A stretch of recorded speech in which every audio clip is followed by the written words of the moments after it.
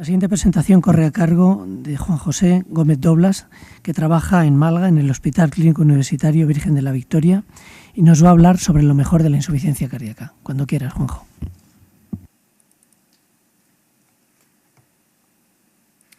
Buenas tardes, quiero agradecer a la Sociedad Española de Cardiología y a Servier que nos permite estar esta tarde aquí para comentar los aspectos más relevantes que se han expuesto en el último Congreso de la Sociedad Europea de Cardiología. Y en concreto mi charla va a versar sobre el tema de insuficiencia cardíaca y voy a pasar directamente a comentar algunos de los estudios más relevantes que se han puesto de manifiesto en esta reunión. El primer estudio que quisiera comentar es el estudio publicado en New England de forma simultánea a su presentación en el Congreso de Múnich, en el cual se valora el papel del balón de contrapulsación aórtica al paciente con shock cardiogénico después de un infarto agudo de miocardio. Es relevante este estudio porque los datos que teníamos sobre todo eran de datos de registro, de estudios observacionales, pero no de estudios randomizados y sobre todo la mayoría de ellos centrados o bien en pacientes sin reperfusión, datos clásicos y con muy pocos pacientes, en pacientes con trombolisis y en estos dos grupos de poblaciones en los cuales o no se revascularizaba o se hacía trombolisis, realmente sí que parecía que el balón de contrapulsación en estos registros podría ser tendría un efecto beneficioso, pero sin embargo cuando se analizaban poblaciones más recientes donde se hacía fundamentalmente angioplastia primaria, pues como podemos ver en la diapositiva, en los estudios que teníamos parece que la mejoría con el uso del balón de contrapulsación no era, digamos, demasiado relevante. Y la prueba es que en los resultados finales de este estudio randomizado, lo que se demuestra es que no hay una diferencia en el endpoint primario, que era mortalidad a 30 días, con el uso de balón de contrapulsación con respecto a no usar un balón de contrapulsación aórtica en nuestros pacientes con un infarto tratados de forma muy precoz con angioplastia primaria. Hay que decir que dentro de los resultados de este estudio, todos los endpoints secundarios eran en concordancia con los resultados del endpoint primario, con mortalidad, es decir, no había diferencia pues, en otras series de endpoints como tiempo de hospitalización, complicaciones relacionadas con el infarto, etcétera. Lo que sí también se apreciaba es que sí que parecía una técnica segura en cuanto que, curiosamente, no había una mayor incidencia de complicaciones inherentes a la técnica, como pueden ser complicaciones vasculares.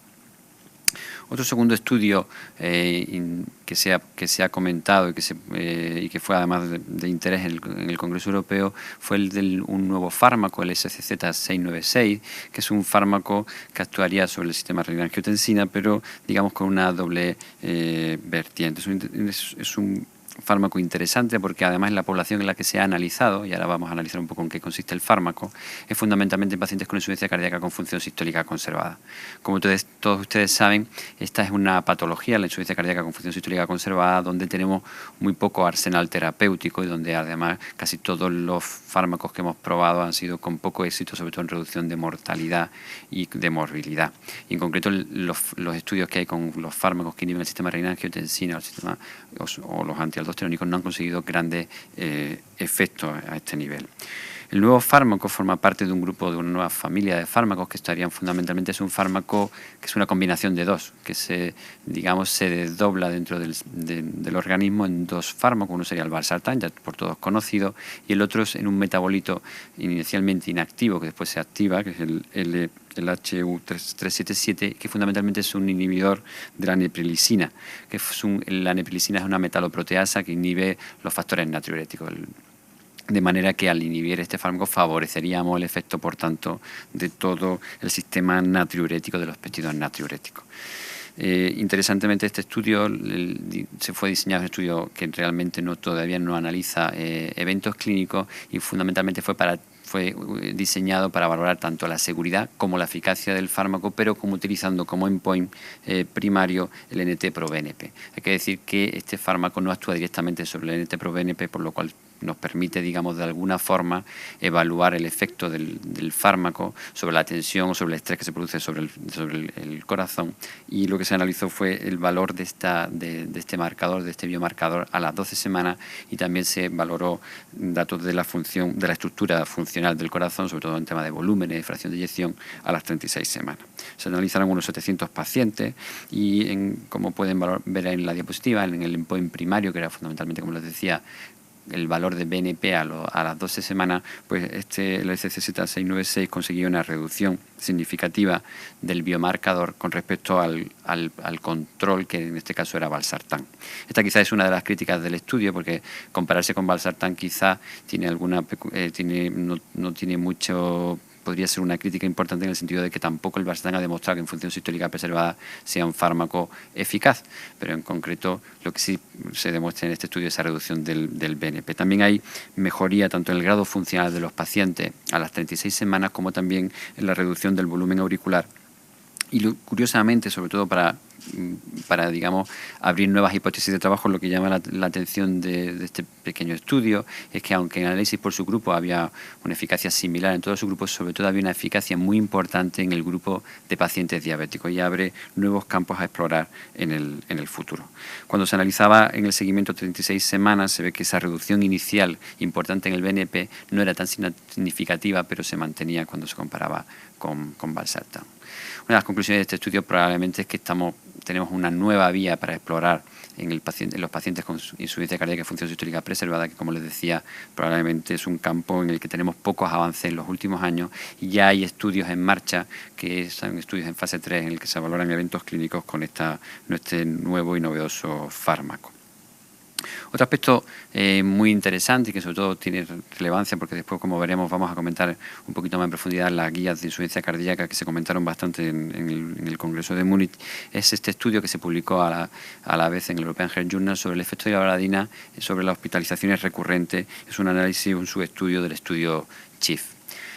Como todos ustedes saben, el estudio CHIEF fue un estudio randomizado entre 6.500 pacientes en los que se analizaba en pacientes con fracción de eyección deprimida, con ritmo sinusal y con frecuencia cardíaca mayor de 70 latidos por minuto, sobre todo el endpoint de ingresos por insuficiencia cardíaca o muerte cardiovascular. Como ustedes también saben, en este estudio, ya conocido por todos, había una reducción del 18% en este endpoint combinado. Fundamentalmente, además, se hacía especialmente por reducción de hospitalizaciones por insuficiencia cardíaca, hasta en un 26%.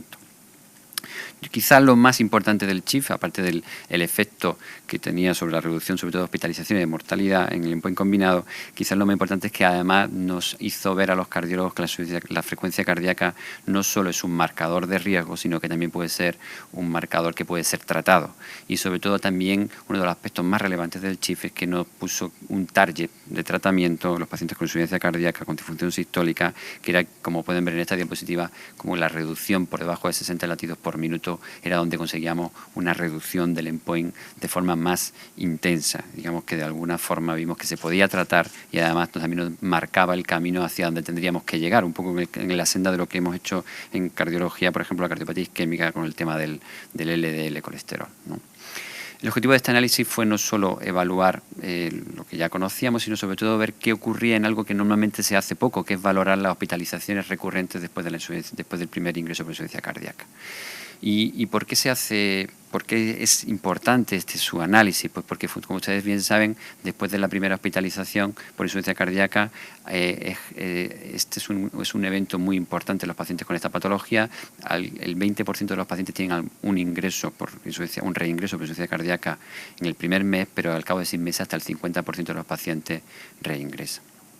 Y sobre todo esto es interesante porque si ustedes analizan el coste de la insuficiencia cardíaca, que saben que supone un problema importante de salud pública, pues fundamentalmente cuando desagregamos o analizamos realmente cuál es la carga económica de insuficiencia cardíaca, fundamentalmente la gran parte, 2/3 de esa carga económica se produce fundamentalmente por las hospitalizaciones que se producen en los pacientes con insuficiencia cardíaca sistólica. Cuando se analizó la población que se analizó en su análisis, pues como pueden ustedes ver, los pacientes que tenían, digamos, más reingresos, pues eran pacientes más añosos, que tenían más frecuencia cardíaca, que tenían más hipotensos, que tenían más disfunción ventricular y tenían un grado sintomático peor. Y también cuando analizábamos basalmente, pre-randomización, el tratamiento inicial, pues también los pacientes que tenían más reingresos estaban menos tratados con beta bloqueantes, un poco más con IECA, un poco más con digoxina, con más diurético y más con alto aldosterónico, probablemente relacionado pues con las características basales que hemos analizado previamente. ¿Qué es lo que encontramos en este análisis? Pues fundamentalmente ven con el hilo del estudio CHIEF, del estudio global, que había una reducción no solo de la primera hospitalización por insuficiencia cardíaca, sino de las hospitalizaciones o la incidencia acumulada de hospitalizaciones por insuficiencia cardíaca hasta en un 25%. Si además analizamos no solo la primera, sino la segunda y la tercera hospitalización, vemos que el efecto se produce no solo en la primera, sino también en los efectos recurrentes. Como ustedes saben, en los pacientes con insuficiencia cardíaca a veces hay un clúster de reingreso que es muy importante y además suele ser un marcador de muy mal pronóstico en nuestros pacientes. Si además analizamos el tiempo entre el primer reingreso por insuficiencia cardíaca y el segundo, también había una tendencia a una reducción con ivabradina, con proclaram, del tiempo desde la primera a la segunda reingreso por insuficiencia cardíaca, aunque en este caso estaba en el límite de la significación estadística. Esta diapositiva también es interesante para ver cómo el número total de hospitalizaciones que se reducen con ivabradina se reducen las hospitalizaciones por empeoramiento de la insuficiencia cardíaca por cualquier causa, las hospitalizaciones cardiovasculares, fundamentalmente, obviamente, por hospitalizaciones por insuficiencia cardíaca, y sin embargo no hay reducciones en hospitalizaciones por causas que no estén relacionadas con empeoramientos de insuficiencia cardíaca. Las conclusiones de su análisis es que, como pueden leer aquí, este análisis del estudio CHIEF nos permitió ver que la reducción de la frecuencia cardíaca con ivabradina en pacientes con insuficiencia cardíaca, ritmo sinusal y frecuencia mayor de 70, que les recuerdo eran los criterios de inclusión del estudio CHIEF, y ya bien tratado con el tratamiento convencional con betabloqueantes y ECA y inhibidores de la aldosterona, pues se consigue reducir las hospitalizaciones totales por empeoramiento de insuficiencia cardíaca, conseguimos reducir la incidencia sobre todo de hospitalizaciones recurrentes y sobre todo también conseguimos, aunque como hemos visto antes, no de forma muy significativa, pero se reducía también un aumento del tiempo entre la primera y las hospitalizaciones subsecuentes. Y pues obviamente con la repercusión que pueda tener esto en los costes, como antes les apuntaba. Otro interesante estudio, quizás un estudio que ya conocemos, que es el REVERSE, que es un estudio en el que se analiza el efecto de la resincronización sobre el remodelado de los pacientes con insuficiencia cardíaca, pues que es un estudio que ya saben ustedes que está publicado hace tiempo. Lo que se presentó en el estudio en el Congreso Europeo fue fundamentalmente ver el seguimiento a largo plazo de los pacientes que se le randomizó al resincronizador ENON frente a los que no se resincronizaron en el estudio inicial. Y lo interesante es que en este estudio que se analizaron los casi 420 pacientes que se incluyeron en el estudio con resincronización a 5 años, se ve que el efecto sobre el remodelado inverso que se produce en los pacientes que se trataron con resincronizador se mantienen a largo plazo. Y esto quizás pues, también es un aspecto interesante para ver el efecto a largo plazo de la resincronización y de su mantenimiento en los pacientes con insuficiencia cardíaca. Y por último, vamos a dar un pequeño revisión o repaso, sobre todo porque quizás de las cosas que más impacto ha tenido en insuficiencia cardíaca era digamos, en el Congreso Europeo, aunque ya estaban presentadas en el Congreso Europeo de Insuficiencia Cardíaca que se realizó en Belgrado, pues sí que ha habido muchas mesas comentando las guías sobre insuficiencia cardíaca. Y yo creo que sí que es importante darle algún repaso, sobre todo a los aspectos más relevantes que estas guías nos han aportado con respecto a las previas. La primera de ellas, sobre todo el papel de los inhibidores de la aldosterona, de los antagonistas de los receptores de los mineralocorticoides, y fundamentalmente pues porque saben ustedes que después del énfasis se amplió la indicación del uso de inhibidores de la aldosterona, espironolactona, fundamentalmente, o de eplerenona, en los pacientes que estaban en grados funcionales no muy avanzados. Es decir, saben que después del RALE estaba indicado su uso en grado 3-4 y lo que se amplía es su uso a pacientes sintomáticos, pero ya en grado funcional 2. Un aspecto interesante, por tanto, yo creo que esto hay que recordarlo muchas veces en la cabeza del profesional, del cardiólogo, cuando valora a un paciente con insuficiencia cardíaca, digamos que hace un checklist de los fármacos que tiene que tener todo paciente con insuficiencia cardíaca sistólica, en este caso sintomática. Pues fundamentalmente todos sabemos que utilizaremos un IECA, y si no podemos utilizarlo, pues contraindicado, utilizaremos un ARA2, un betabloqueante y un inhibidor de receptores de la aldosterona, y todos estos fármacos están con una indicación 1A. Lo interesante de las nuevas guías es que nos aportan un nuevo escalón. Desde los 3 fármacos que tendríamos de cabecera de tratamiento de pacientes con insuficiencia cardíaca, añadimos un 4º fármaco que habría que utilizar en todo este tipo de pacientes. Son los pacientes que tendrían, y todo esto surge obviamente de los resultados del CHIEF y de los subanálisis de los que se han realizado posteriormente de este gran estudio. En lo que se ve fundamentalmente es que en la guía lo que se hace es una recomendación que los pacientes con disfunción ventricular con fracción de eyección menos del 35% que están en ritmo sinusal y tienen frecuencias cardíacas de más de 70 latidos por minuto, se añade ya la ivabradina como el cuarto escalón del tratamiento médico de estos pacientes. Como pueden ver aquí, en la tabla en la que se hace un análisis del tratamiento farmacológico de otros tratamientos que tienen menos beneficios porque se está incluyendo ya la ivabradina con una clase 2A, una indicación 2A, y que ahora vamos a analizar someramente estas dos indicaciones que se hacen. Fundamentalmente se dice que debería de considerarse reducir el riesgo de las hospitalizaciones, sobre todo por insuficiencia cardíaca, como ya hemos comentado previamente, en pacientes en ritmo sinusal con frecuencias cardíacas mayores de 70 y que estén ya con tratamiento con los fármacos previamente comentados. Y también podría ser considerado como un fármaco de elección en aquellos pacientes que no toman un beta bloqueante porque son incapaces de tolerarlo, y esto se hace con una indicación 2B. También es interesante que se hace una recomendación para ivabradina en los pacientes con insuficiencia cardíaca y angina. En este caso la indicación es clase 1A y aquí se hace sobre todo fundamentalmente no solo los datos del CHIP, sino también del Beautiful. Y otros aspectos interesantes de la guía son el papel de la resincronización, que sobre todo se expande su uso a pacientes en grado funcional 2, y sobre todo esto se hace basado en los estudios del MADI-CRT y el RAF, y sobre todo también se le quita papel al uso de la resincronización en pacientes con fibrilación auricular y con bloqueo de rama, pacientes que no tengan bloqueo de rama izquierda, es decir, con trastorno de la conducción intraventricular o bloqueo de rama derecha.